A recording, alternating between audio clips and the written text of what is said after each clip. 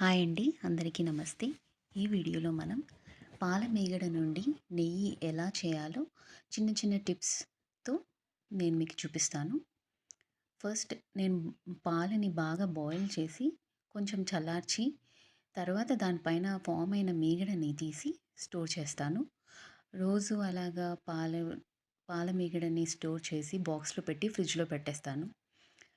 తర్వాత నాకు కావాల్సినంత క్వాంటిటీ వచ్చిన తర్వాత దాంట్లోకి నెక్స్ట్ స్టెప్ చేస్తాను నేను.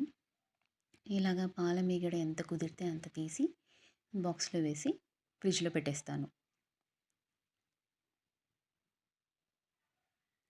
తర్వాత ఆ క్వాంటిటీకి సరిపోయేంత మీగడలో పెరుగు యాడ్ చేసి బాగా కలిపేయాలి. ఇది ఎందుకంటే ఫర్మెంట్ అవ్వాలి. పాల మీగడ పెరుగు వేయడం వల్ల అది బాగా ఫర్మెంట్ అవుతుంది. అలాగే నైట్ అంతా ఉంచేస్తాను. అది బాగా ఫర్మెంట్ అయిన తర్వాత మళ్ళీ ఫ్రిడ్జ్లో పెడతాను. ఇలాగ ఫ్రిడ్జ్లో పెట్టిన తర్వాత నెక్స్ట్ డే ఇలా అవుతుంది. ఇది బాగా ఫర్మెంట్ అయినట్టు తెలిసిపోతుంది మనకి. దీన్ని మిక్సీ జార్లో వేసి నేను బాగా గ్రైండ్ చేస్తాను. సో ఫస్ట్ మిక్సీ జార్ తీసుకొని ఫ్రిడ్జ్లో పెట్టిన పాల మీగడని తీసుకొని నేను సగమే తీసుకుంటున్నాను. కొంచెం కొంచెం వేసి గ్రైండ్ చేస్తాను. కొన్ని నీళ్లు కలిపేసాను ఇక్కడ. గ్రైండ్ చేసిన తర్వాత మనకి ఇలా బటర్ సపరేట్ అవుతుంది. అంటే వెన్న సపరేట్ అయిన తర్వాత దాన్ని కొంచెం కొంచెం తీసి ఆ బటర్ మిల్క్ అంతా నేను పిండేసి ఓన్లీ బటర్ని వాటర్లో వేస్తాను. ఇలాగ ఎంత కుదిరితే అంత స్క్వీజ్ చేస్తున్నాను నేను. ఆ వాటర్ అంతా పోయిన తర్వాత ఫ్రెష్ వాటర్లో వేస్తున్నాను. ఈ మిగిలిపోయిన బటర్ మిల్క్ని మనం పడేయాలి, లేదంటే ఏ దానికైనా యూస్ చేసుకోవచ్చు, పిండి తడుపుకోవడానికైనా. ఇంకా మళ్ళీ ఫ్రెష్ వాటర్ వేస్తాను నేను. ఎందుకంటే ఆల్రెడీ ఉండే వాటర్తో అది క్రీమ్ లాగా అయిపోతుంది. అందుకని ఫ్రెష్ వాటర్ వేస్తాను ప్రతి బ్యాచ్కి కూడా. అప్పుడే మనకి బటర్ ఫామ్ అవుతుంది. ఇలాగ వెన్న ఫామ్ అయిన తర్వాత మరి సేమ్ ప్రాసెస్ అలాగా బాగా బటర్ మిల్క్ అంతా స్క్వీజ్ చేసి వాటర్లో వేస్తాను. ఇది నేను ముందుగానే కర్డ్లో మిక్స్ చేసి ఫ్రిడ్జ్లో 2 days పెట్టుకున్న మిక్స్చర్. ఇలాగ మనం ఫ్రిడ్జ్లో పెట్టేసుకొని అవసరమైనప్పుడు తీసి గ్రైండ్ చేసి నెయ్యి చేసుకోవచ్చు. ఇలాగ చేయడం వల్ల మిల్క్ సాలిడ్స్ తక్కువ అయిపోతాయి మనకి.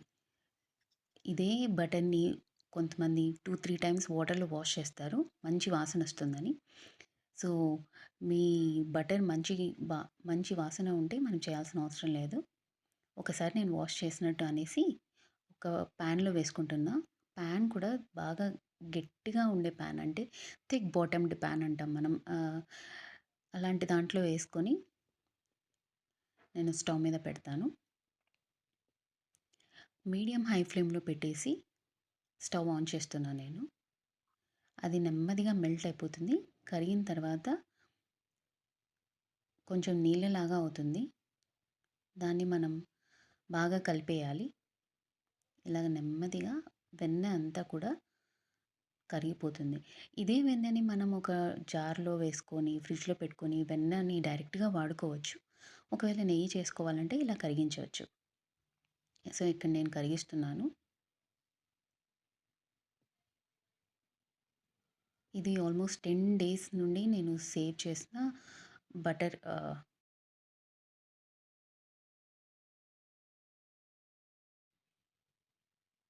ఇలా కలిపే కొద్దీ మనకు అర్థమవుతుంది. నెమ్మదిగా నెయ్యిలాగా మారుతుంది ఇది. నాకు ఆల్మోస్ట్ ఒక 10 minutes పట్టింది. ఇలాగ కలుపుతూనే ఉన్నాను. ఇలాగ కలపకపోతే ప్రాబ్లం ఏంటంటే మొత్తం అంతా కూడా అది బబుల్స్ లాగా పాప్ అవుతూ ఉంటుంది. సో దాన్ని అవాయిడ్ చేయడం కోసం నేను కలుపుతూ ఉన్నాను. నేను మొహం మీద కూడా పడే ఛాన్సెస్ ఉన్నాయి కాబట్టి జాగ్రత్తగా ఉండాలి.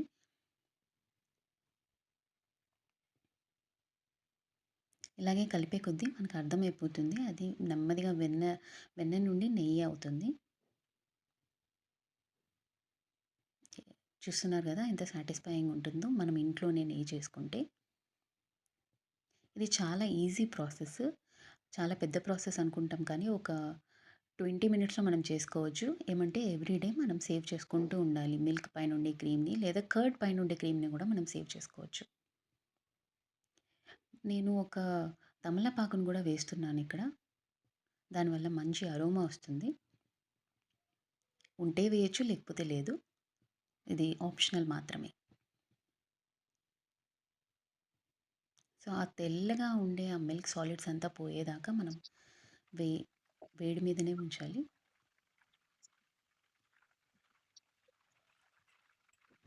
మరీ ఎక్కువ సేపు ఉంచకూడదు. అలా అని తొందరగా ఆఫ్ చేయకూడదు.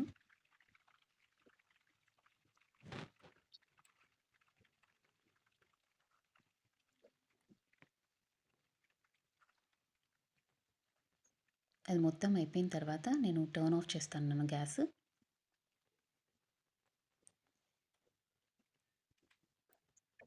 అది మరీ క్యారమెలైజ్ అవుతుంది. సో, ముందుగానే మనం కొంచెం ఆఫ్ చేసేస్తే ఇలాగా కొంచెం చల్లారిన తర్వాత నేను స్ట్రెయిన్ చేసుకుంటున్నాను ఒక జార్‌లోకి. అలాగే వేడి మీద మాత్రం స్ట్రెయిన్ చేయకండి. వేడి మీద మాత్రం వేరే జార్‌లోకి వేయకండి. ఎందుకంటే ఒకవేళ గాజుదైతే పగిలిపోయే ఛాన్సెస్ ఉంది. అదే ప్లాస్టిక్‌దైతే ష్రింక్ అయిపోతుంది. తెలుసు కదా! వేడి దాన్ని ఎప్పుడు గూడా మనం ఏం చేయకూడదు. స్టిల్ దాంట్లో అయితే వేసుకోవచ్చు. సో, ఇలాగ వచ్చింది నా నెయ్యి. ఎలా ఉందో మీరు చూసి కమెంట్ చేయండి. ఏమైనా టిప్స్, సజెషన్స్ ఉన్నా కూడా కమెంట్ చేయండి. మీకు నచ్చితే please like, share and subscribe. Thank you for watching this video.